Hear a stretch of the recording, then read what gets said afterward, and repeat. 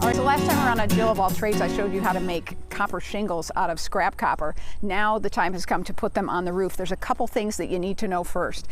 The copper cannot touch any other metal. So if you've got aluminum trim, if you've got galvanized nails or steel nails in construction, you've got to put a barrier in between them. So that is why we use this plastic molding and put that here at the top to separate the copper from what is aluminum covered trim. Then we've got ice and water shield on the top of the roof, and that covers the nails there. And anywhere where we would have water issues, drainage issues, we've got this extra little bit of rubberized flashing here at the hips of the roof, at the seams of the ice and water shield, and where the roof meets the wall. So that helps us in terms of water, but it also helps separate the copper from other metals, because it'll cause a galvanic reaction which will deteriorate both of the metals, and we don't want that to happen. We're going to do this with copper roofing nails. These are 1.25" copper roofing nails, and that is the only thing that you should be nailing copper shingles with. So here we go. We lay it out ahead of time. In fact, it will help to have a construction square.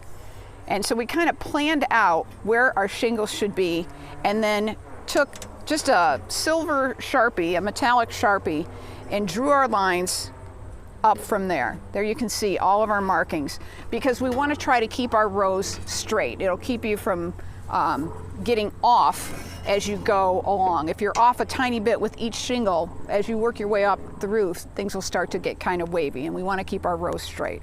So we're numbered and laid out to where they should go. So we just start nailing them in.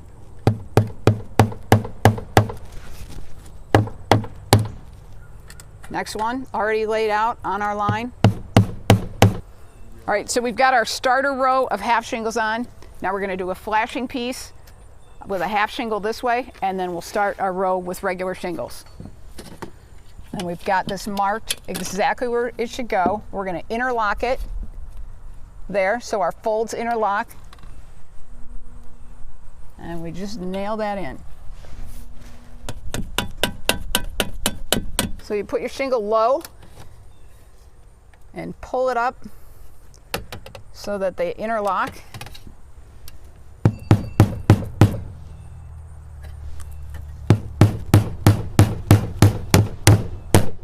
All right, so now we've got our starter row and our first row of real shingles, and we start our next row.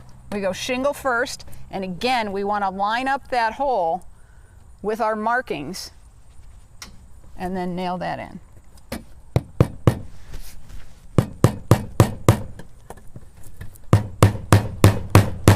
And then we come back and add our flashing piece.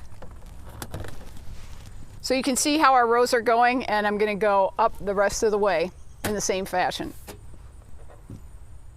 Now that we've got all of our shingles on the roof, there's just one thing left to do. The shingles do not overlap at this hip, and we need some coverage there. So we've got these special hip cap pieces. We're going to start with the first one hanging a little bit off the roof, and then we're going to roll the edges under on that corner, and then the rest of the way they will just layer like shingles all the way up the roof. It should just take a few more minutes to finish those. So there you have it, a beautiful do-it-yourself copper roof on Jill of All Trades.